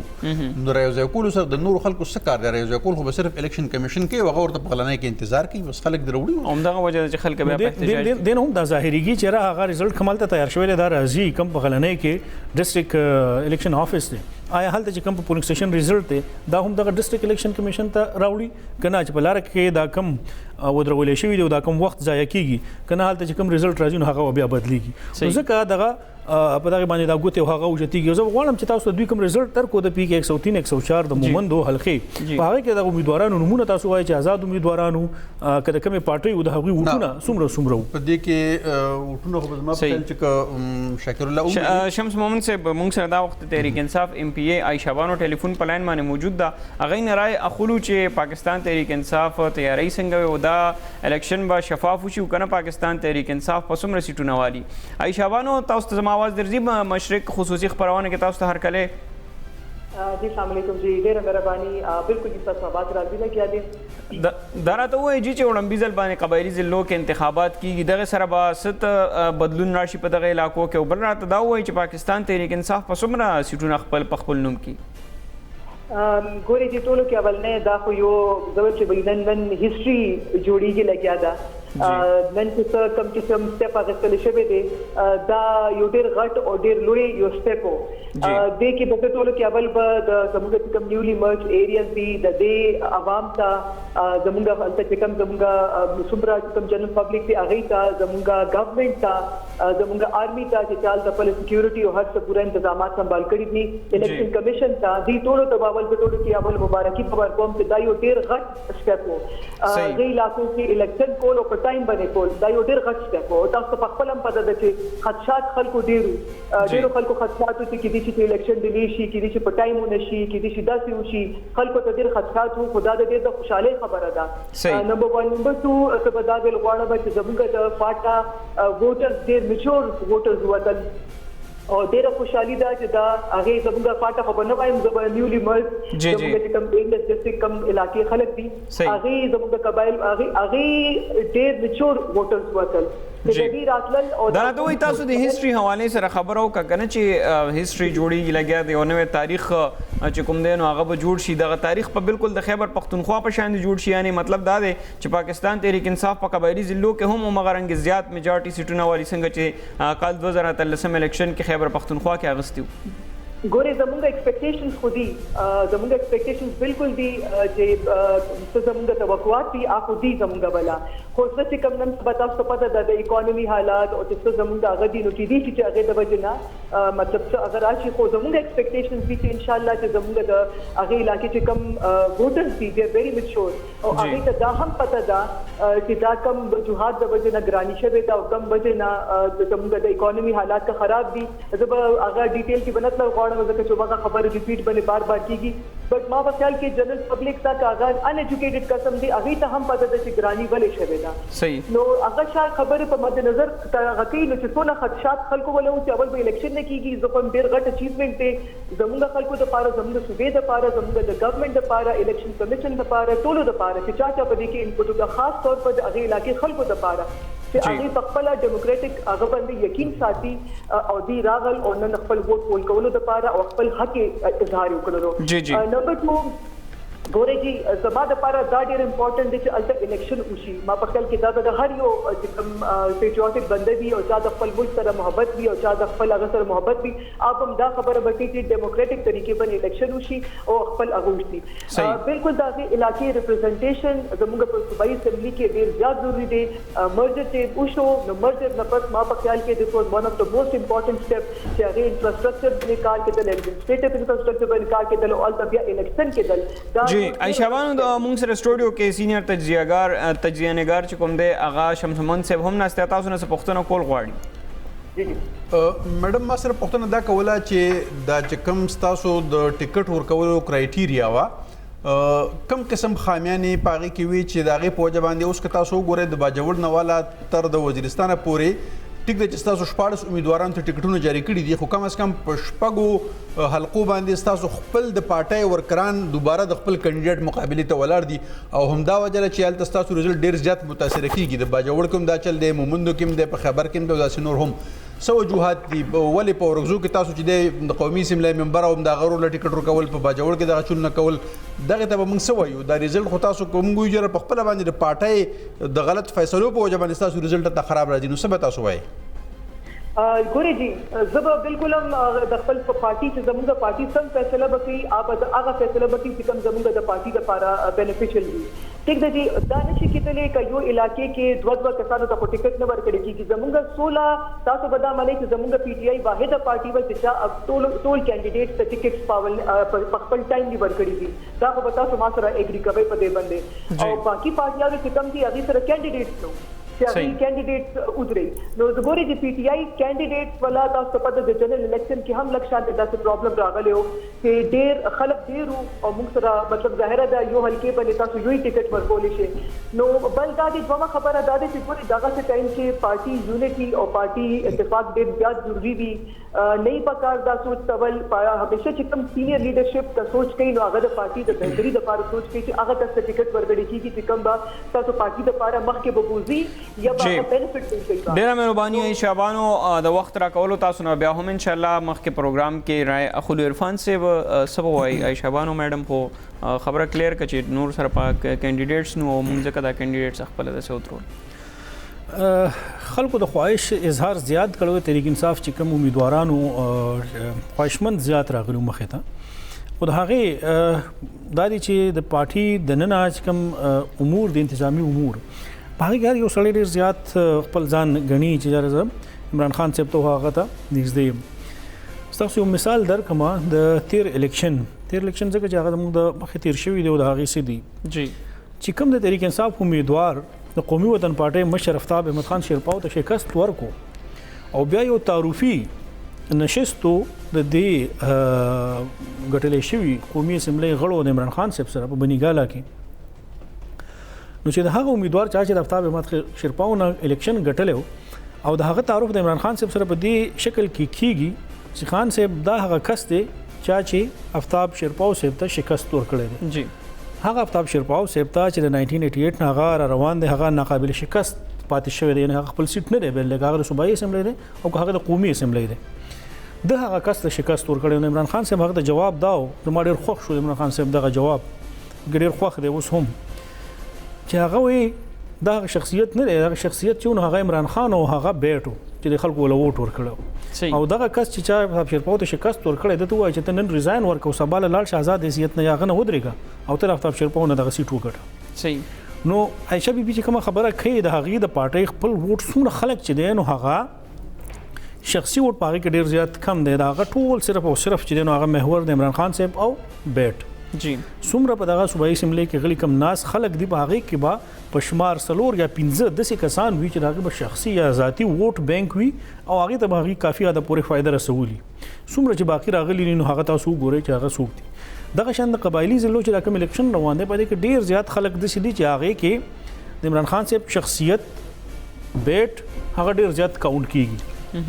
آزاد حیثیت نه چې کوم شمس صاحب خبره کوي چې موږ وایو وخت په وخت باندې خلک ولاړ دي، یعنی واضح چې کوم رزلټ راځي اوس په دې وخت کې د خیبر پی کې 105 106 نه خاص کر تاسو ګورئ الحاج شاجي ګل افریدي دا هغه چې زوی ولاړ دی او راره ولاړ دی څوک هغه سپورټ کوي نو هغه اوس مخکې روان دي. صحیح. کله بیا تاسو ګورئ طریق انصاف هغه شانتي پوزیشن نه دی،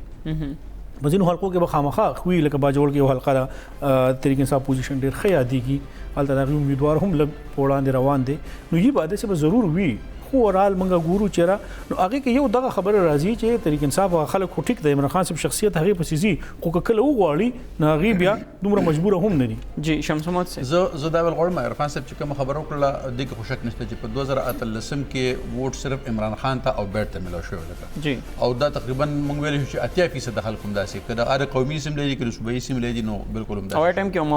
ماحول جوړو تر کومه حد پورې اوس د دې انتخاباتو خبره ده په دې کې سچويشن هغه څه نه دی. دغه وجوهات دی یو دا چې هغوی په اقتدار کې دي د یو کال کارکردګي د خلکو د وړاندې وه او هغه څه ماحول هغه څه هوا هم نه وه څنګه چې هوا په 2013 کې راغلې وه او میډیا چې دی سل په سله چې دی په یو طرف باندې وه هغوی به همدغه ویلې چې بس عمران خان ګټي هوا تاسو شمس محمد صاحب خیال نو خیبر پښتونخوا کې هغه رنګ نه وه چې کوم رنګ پنجاب کې و یا نور څنګه کې زه به دا وایم چې دلته د هغې نه زیاته وه که نه وي نو ولې به په دویم ځل باندې په تاریخ کې په اول ځل مطلب دا چې یو پارټۍ چې هغه برسر اقتدار هم ده او د هغې چې دی دوباره به دغه راځي د حکومت راځي نو زه یم ګینې هوا دلته د هغې نه زیاته وه د پنجاب او د نور نه پنجاب کې ځکه عمران خان به دا دعوې کول چې خیبر پښتونخوا کې په دویم ځل حکومت نه دی راغلی خو زموږ حکومت ما خبره د اوسني دغه کوله چې دې ځل چې عرفان صاحب زه دوه درې مثالونه در کومه درته د مثال په طور د موندو به موږ خبرې وکړو په موندو کې حلقه 104 چې کومه ده په دې کې دوی ټیکټ اول ورکړ ډاکټر اسرار له صحیح ټیک شو له سهار ډاکټر اسرار نوم اناونس کې باقاعده او نو سبا خو د سوشل میډیا دور دی هغه چې په منټونو کې په سوونو زرګونو خلکو ته ورسېده چې ډاکټر اسرار ته ټیکټ ملاو شو او ډاکټر اسرار چې دی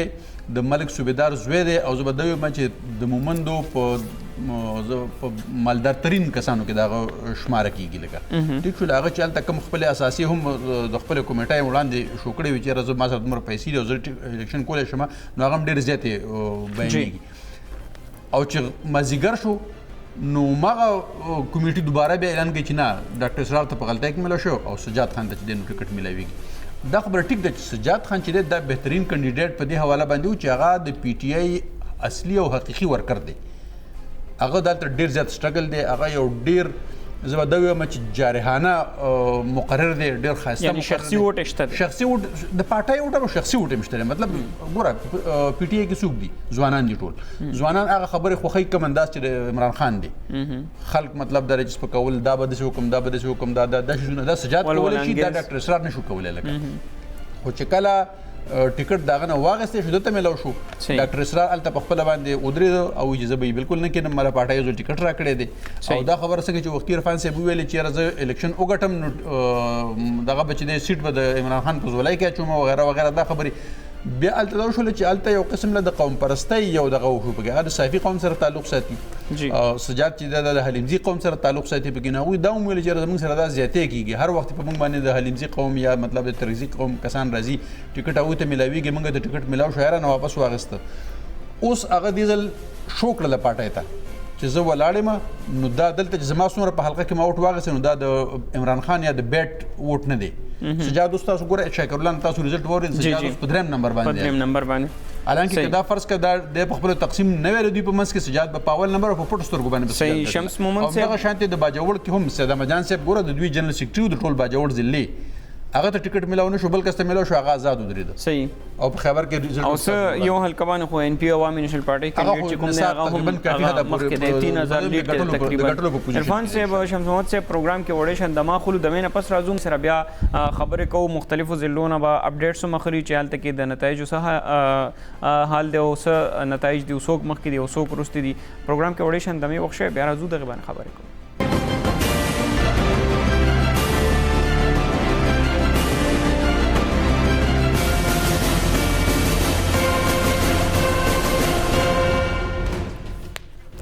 جی کتونکو یو ځل بیا د مشرق خصوصي خبرونه کې تاسو ته هرکله خبر روانې دي د قبایلی ضلعو انتخاباتو حوالې سره ریزلټ هم ډېر په تیزۍ سره روان دي خو هغه یا چې کوم دی نو حتمي ریزلټ نه دی هغه غیر حتمي ریزلټ دی او دغه حوالې سره چې کوم دی نو موږ سره اوس د خیبر ضلع نه ولی خان شینواری ټلیفون په لاین موجود دی هغه نه رایې خلو چې هلته کې د ریزلټ څه حالات دي اوس نیو اپډیټس دي اولی شینواری صاحب تاسو ته مشرق خصوصي خبرونه کې هرکله دا راته وایي چې درې واړو حلقو کې څوک مخکې دي څوک وروسته دي چې د چا ترمنځ سخته مقابله ده جی سلمان ډېره مننه غیر حتمی او غیر سرکاري نتایج مخې ته راغلي دي اول موږ ذکر وکړو د پی کې 115 چې دا اوسه پورې د 15 پولینګ سټیشنو ریزلټ مخې ته راغلی دی په هغې کې غیر سرکاري نتایج مطابق باندې آزاد امیدوار شفیق شیر د 1500 پولینګ سټیشنو کې 80,000 یو سل شپېته اوټونو سره په اول نمبر باندې دی او بل سره آزاد امیدوار شرمت خان افریدی 15,902 اوټونو ترلاسه کړي دي او هغه په دویم نمبر باندې دی دریم نمبر باندې پی کې 15 کې مفتی محمد اجاز شینواری چې هغه تعلق د جی واي اف نه دی دا د پی کې 115 د 15 پولینګ سټیشنو تر اوسه پورې ریزلټ مخې ته راغلی چې په هغې کې آزاد امیدوار شفیق شیر په اول نمبر باندې دی او په دویم نمبر باندې شرمت خان افریدی هغه هم آزاد امیدوار دی د مختلفو سټیشنو نه نتایج مخې ته روان دي خو په دغه دواړو چې کوم اول او دویم پوزیشن دي دواړو آزاد امیدواران دي پی کې یو شپږ کې چې کوم دی اخ هم آزاد امیدوار په اول نمبر باندې دی تر اوسه پورې آزاد امیدوار بلاول افریدی دی چې هغه د اوسه پورې د 15 پولینګ سټیشنو کې 80,000 اوټه حاصل کړی دی دویم نمبر پسې خانشید افریدی هغه آزاد امیدوار دی د 15,283 اوټونه او په دریم نمبر کې پاکستان تحریک انصاف د پارټۍ په ټیکټ باندې ولاړ دی امیر محمد هغه د 3,233 اوټونو باندې په دریم نمبر پوزیشن باندې روان دی د پی کې یو تل شپږم صورتحال دی پی کې یو تل په اوه کې تر اوسه پورې اته هم آزاد امیدوار شفیق افریدی په الحال د غیر سرکاري او غیر حتمي نتایج مطابق باندې هغه د 2,000 اوټونو باندې په اول نمبر باندې دویم نمبر پاکستان تحریک انصاف امیدوار زبیر افریدی په دویم نمبر باندې 15,203 اوټونو باندې په دویم نمبر باندې دی نو سلمان په وکړه شي په درې وړو حلقو باندې پی کې یو تل 15 پی کې یو تل شپږ پی کې یو تل 2 تر اوسه پورې په درې وړو حلقو باندې آزاد امیدواران په اول پوزیشن باندې بیا په دویم نمبر باندې هم په زیاتره دواړو په حلقو کې آزاد دي او بیا دریم نمبر باندې چې کوم دی پاکستان تحریک انصاف په دریم پوزیشن باندې دا خو اوسه پورې صورتحال دی وقتاً په وقتاً د مختلف سټیشنونو نتایج راځي دا نتایج بدلیدای هم شي وړاندې مخکې وراتلی هم شي خو تر دې دمه چې کوم نتایج موږ ته مخې ته راغلي دي د پی کې 105 نه هم آزاد امیدوار په شفیق شیر په ټاپ باندې پی کې هلکه یو سل شپږ نه هم دغسې یو سل اوه نه هم چې کوم دی ولی خان شینواري صاحب ډېره مننه تاسو نه به بیا وقتاً فوقتاً اپډیټس اخلو هم دغه پروګرام کې مشرق خصوصي خبرونه به چې کوم دی نو هغه به جاري وي عرفان صاحب تاسو چې کومه خبره وکړه شمس محمد صاحب هم وکړه چې آزاد امیدواران دي هغه ډېر زیات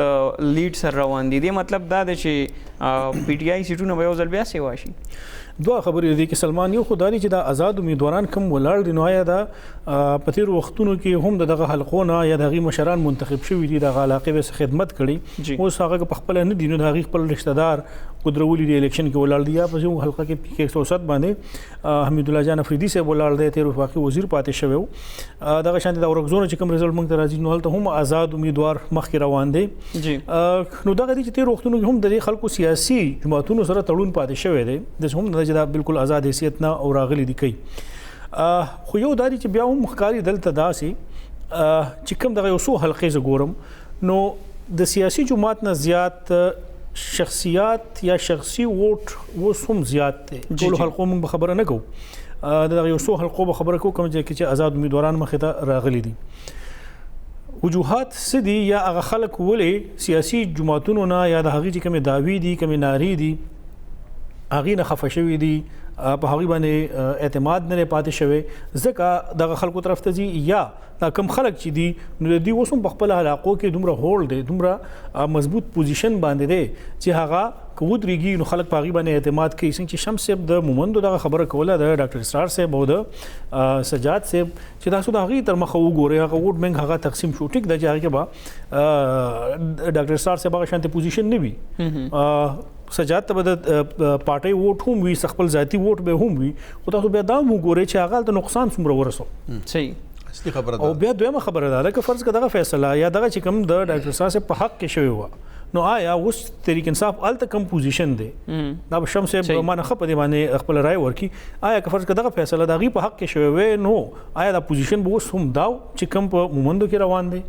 یقینا چې بالکل نه به هغې فایده به بیا راتله تحریک انصاف نو دغه شیزونه دغه فیصلې دا چې شوي دي نو دا دغه شانتې په خیبر کې هم شوي دي تاسو ته به ووایي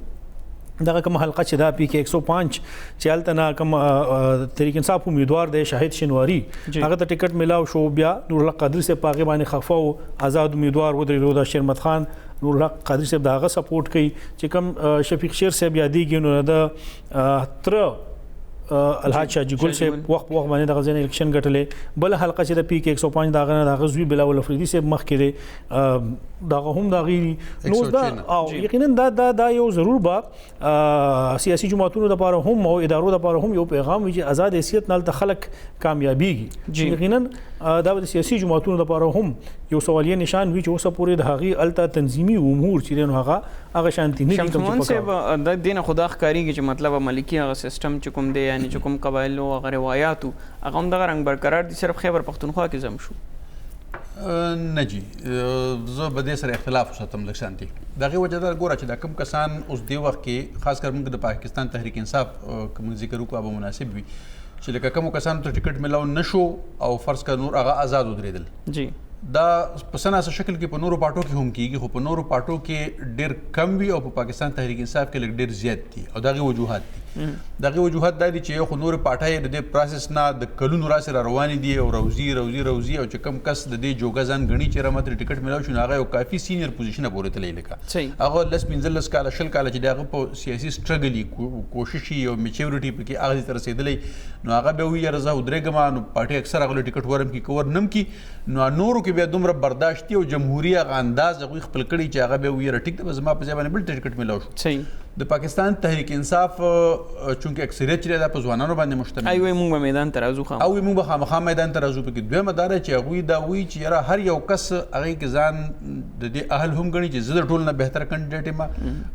او په کار ده چې خامخا ماته ټیکټ میلاو شي لکه او که میلاو نه شي نو بیا هغه د برداشت او هغه د میچورټي لیول نسبتا موږ به دا وایو نسبتا کم په دې باندې دی چې یو خو د هغوی ټول سټرګل دومره نه دی د 2013 نه خو دې خواته 5 کاله خو دغه پارټۍ یو قسم له د راوچتېدو وشو چې په دې کې دوی د حد ته راورسېدل چې په حکومت کې راغلل او په اقتدار کې راغلل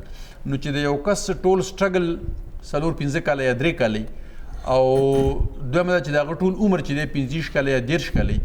نو په هغې کې بیا ته هغه په دې نشي مجبورولی چې هغه یو ځل چې د امیدوار جوړېدو فیصله کړې ده ته چې نه ته کښېنه نو دغه هغه جذباتي پند دی دغه هغه مطلب دا دی چې جذبه ده شمس نن ما په خپله ولیدو که نه زه هلکه پی کې 107 ته تللی وم هلته کې یو ملک صاحب د نومې نه اخلم خو هغه نن مختلف ګاډي مقرر کړي د اے سی ګاډي والا کسانو پسې کور ته تلو چې ته راوستو بیا په ووټ باندې پوهېولو چې ووټ په څنګه اچې بیا یې هماغه رنګه خپل پولینګ سټیشن ته لیږلو. دا غریب سړی چې کله بیمار شي دا ملک صاحب هغه ټایم کې خو ورته ګاډی ناست دی یا چې کوم روډ خراب دی یا چې کوم سکول خراب دی ټایم کې خو دې ته ترجیح نه ورکوي. خو چې کله اوس الیکشن دی مطلب دی نو دې مطلب دا دی او هغوی مور سره په خوشحالۍ راځي نو د دې مطلب دا چې هغوی هولډ عرفان صاحب چې څنګه خبره وکړه چې شته دی نه خو یو خبره خو شکل یې بدل شو. نه یو خبره بله ده جي آیا تاسو دا نه ګڼئ چې همدغه په ووټرانو پسې ګاډي لیږل دا په ټول ملک کې کېږي؟ دا په پنجاب کې هم کېږي، دا په سند کې هم کېږي، دا په بلوچستان کې هم کېږي. او بل زه به دا وایم چې دا زموږ غریب خلک دی دوی چې ته فرض کړه د 15 کیلومتره او 6 کیلومتره لرې تا پولینګ سټیشن فرض کړه په یو ځای کې جوړ کړی دی او ته کینډیډیټس الیکشن کمیشن په دې باندې پابند کوي چې ته به ګاډي نه ورکې دغه خلک او یو طرف ته مطالبه هم کوي چې ټرن اوټ زیات نه ګاډي ورکول بده خبره نه ده شمس صاحب. اخو صحیح ده نه الیکشن کمیشن خو دا موجود نه ورکوي. الیکشن کمیشن دا وایي چې تاسو به ګاډي نه ورکوئ. پکې ګوره بله خبره به درته وکړم. الیکشن کمیشن په دې دور کې چې دی وایي چې د صوبایي اسمبلۍ ممبر به چې د 15 لکه لیمټ دی راوځي خرچې جی زما په خیال 15 لکه ګروپونه زیات نه لګي او د قومي اسمبلۍ ممبر ور 40 لکونه زیات نه لګي. صحیح. زه د دې اوس انتخاباتو کې دا کم چې نن شروع دي او مطلب ریزلټونه لا نه دي راغلي په دې کې چې بلاول بټو صاحب 3 جلسې کړي دي په دې دغه کې د وزیرستان سره خوا کې په ډی خان کې وکړه، بلې د مومندونه بهر وکړه، بلې چې په دیر کې وکړه او په یو جلسه باندې چې په یو حلقې د پاره هغه جلسه کم کړې ده په کې تاسو داغه خرچه وکړئ چې کم از کم په یو جلسه باندې څومره خرچه کیږي. صحیح. په یو جلسه باندې د خرچې ټوټل کوم ولګو پکې نو دا کم از کم د 1.5 لکو نه والا تر د 500 لکو روپو پورې 50 لکو روپو پورې کم از کم دا مو ویلې درته. صحیح. کم از کم خرچه کیږي. نو ته ماته وایي چې دا نور 3 میاشتې کمپاین به بیا څوک چلی. صحیح. الیکشن کمیشن له پکار دي چې دغه شیزونه خپل ریوایز کړي. دا خو ته په خپل باندې کینډیډیټ ته لار ښیي چې تاسو دروغ وایي، تاسو منافقت وکړئ، تاسو چې کومې پیسې خرج کوئ هغه سي مشو کوئ. ځکه چې ګوره ته به مطلب دا چې د الیکشن په ورځ باندې به هم تاسو 200-300 ګاډي نیسي، خلک به کوټران به راوړي پکې. د الیکشن نه مخکې چې ته 2 میاشتې کوم کمپاین کې ته 15 ګاډي 2 ورځې فرض کې استعمالوي، 15 خو به استعمالوي کنه چې ته حلقې 2 لکو خلکو ته وډران ته ځان رسي. نو چې ته یو میاشت کمپاین هم کوي 15 ګاډي د ورځې ته استعمال کې پکې نو ته دې ته حساب وکړو دا خو ځان له 500 لکو روپو دا ګاډي شو. صحیح. نو دا نور خرچې به څه کوي؟ پبلسټي به څنګه شي، بینرې به چېرته وي، پوسټرې به چېرته وي، سټیکرې به چېرته وي، ایجنټان به څنګه وي، دا ټول شیزونه چې راواخلي. ګوره د هغه دورنده د پیسې ویلیو کوم ځای ته تللی ده نو الیکشن کمیشن له دې باندې په کار نظرثاني وکړي چې دا کم لیمټ دوی ښی دی په دې لیمټ دی هم دا وکړي. بل دا چې صرف قوانین جوړول خو نه دي، شفاف انتخابات قوانین جوړول خو نه دي، په قوانینو باندې امپلیمنټیشن کول دي. اوس دا خبره ده چې د مثال په تور باندې زه الیکشن ته ولاړم او ما سره شمس صاحب دغه باندې خبره جاری ساتو. خو اوس پروګرام کې د وړې شندمې واپس پر راځو هم د قبایلي حلقو انتخاباتو حوالې سره به نورې خبرې کوو.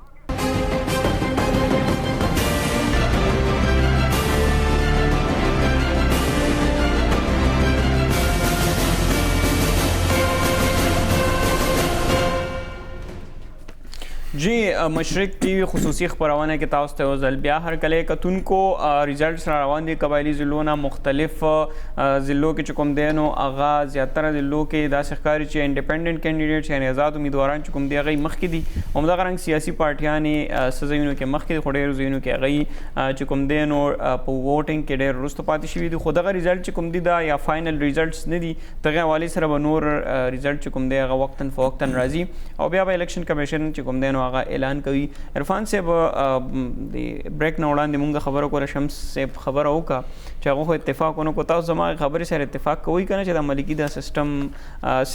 صرف نوم بدل شو نور باقي هغه چې کوم دی نو مغه رنګ دی؟ نه سلمان که موږ وګورو نو یقینا تحریک انصاف په کریډټ باندې دا یو خبره زی ډېر څیزونه غلط دي، بالکل هغې سره موږ اختلاف کوو. خو چې کوم اویرنس دی یا کوم شعور دی موږ وایو چې ووټرز ته یا ینګسټرز ته یا ځوانانو ته لاړو نو د هغې دغه واحد یو کمیونیکیشن دا لار ده، د موبایل چې دا ما او ستا او شمس صاحب سره دی او په سکندونو کې دوی چې څنګه وختي خبره وکړله چې ټکټ ورکړی شو نو هغه په منټونو کې دنیا ته پته ولګېده. صحیح. نو هغه څیزونه چې دي اوس هغه خبره څنګه د خولې نه راوځي بیا بل ته څنګه رسي نو دا چې خلکو ته اټلیسټ پته ولګېده د خپل شعور. اوس دغه سیمو کې نوې چې کوم خلک را روان دي نو هغه تعلیم یافته دي، تیر وختونو چې کوم تیر شوي دي موږ هغه ذکر نه کوو. هغه خلکو سره بیا پوره اختیار دی. یعنی ما دا هم کتلی تیر الیکشن کې ستاسو د نظر نه هم تیر شوي چې په یو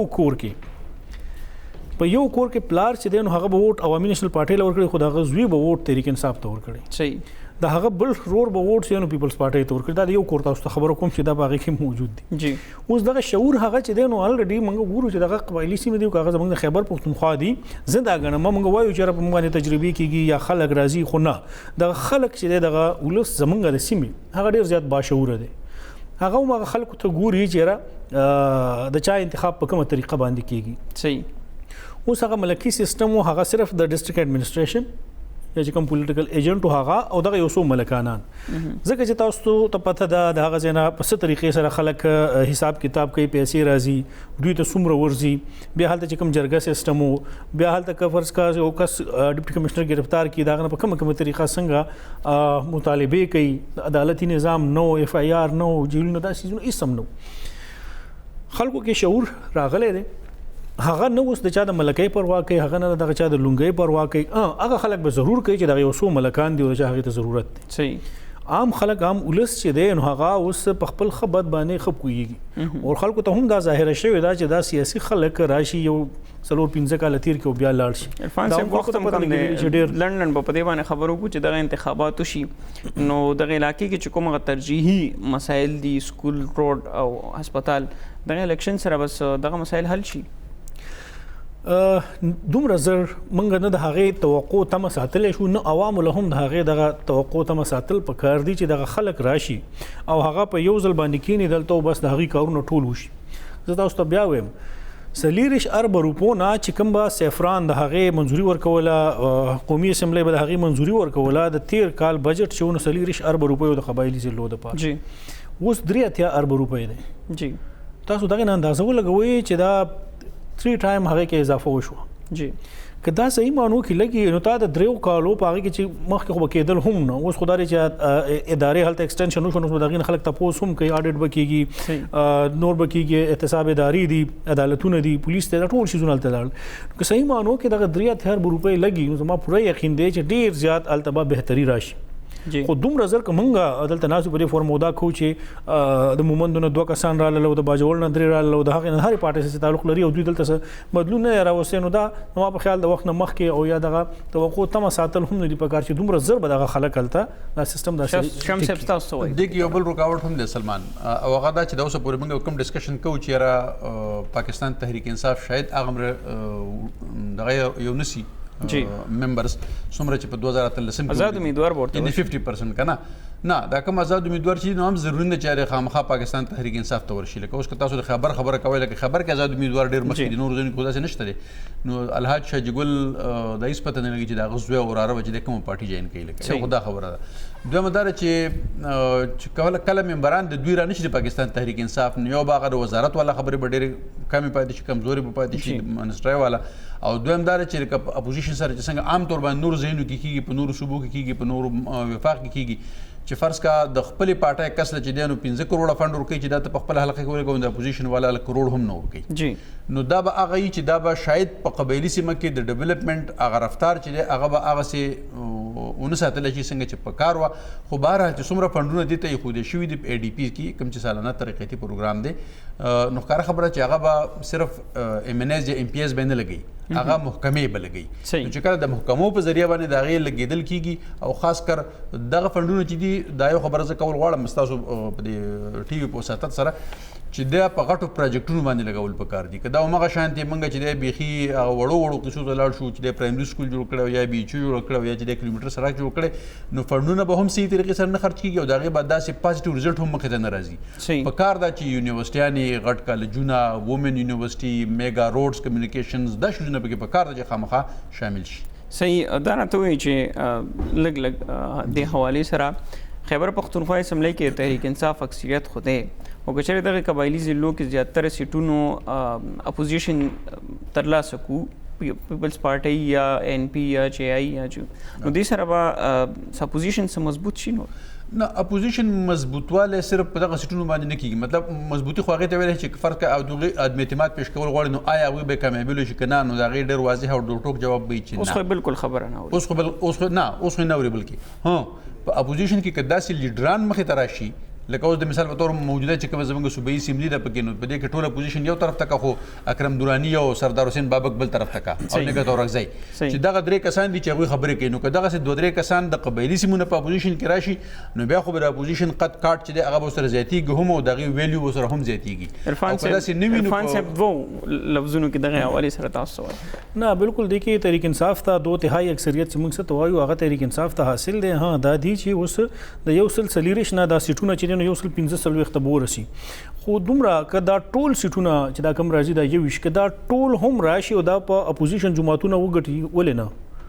او دا ټول په اپوزیشن سایډ ته کینی ولې نه د حکومت په صحت باندې هیڅ قسم اثر نه پرېوځي نه هغې ته د دې نه سم مشکلات راتلی شي حکومت ډېر زیات اکثریت کې دی 3 اتیا 4 اتیا د هغې سره خپل دي 2-3 د هغې سره آزاد حیثیت نه کامیاب شوي د هغوی هم حمایت حاصل دی نو هغه خلکو راتلو سره د حکومت په صحت باندې څه اثر نشي پرېوتی صحیح ډېره مهرباني عرفان صاحب د وخت راکولو او دغې قبایلي ضلعو حوالې سره دومره زیاته تجزیه ورکولو شمس صاحب تاسو هم ډېره مهرباني چې رالی تاسو مونږ ته مو وخت راکړو کتونکو د مشرق خصوصي دغه خپرونه به جاري وي تاسو خبرې واورېدې د دواړو تجزیه‌نګارو چې هغوی په دغې قبایلي حوالې سره ضلعو الیکشن حوالې سره هغوی خبرې وکړې زیاتره ځایونو کې چې کوم دی نو اوس آزاد امیدوار چې کوم دي نو هغوی مخکې دي همدغه شان څه ځایونو کې چې کوم دي نو سیاسي پارټۍ مخکې دي خو وقتاً په وقتاً دغې حوالې سره ریزلټ راځي همدغه ریزلټ اورېدو دپاره تاسو مشرق ټي وي سره اوسئ فلحال موږ ته اجازت راکوئ بیا به چې کوم دی نو ملاویږو د الله په امان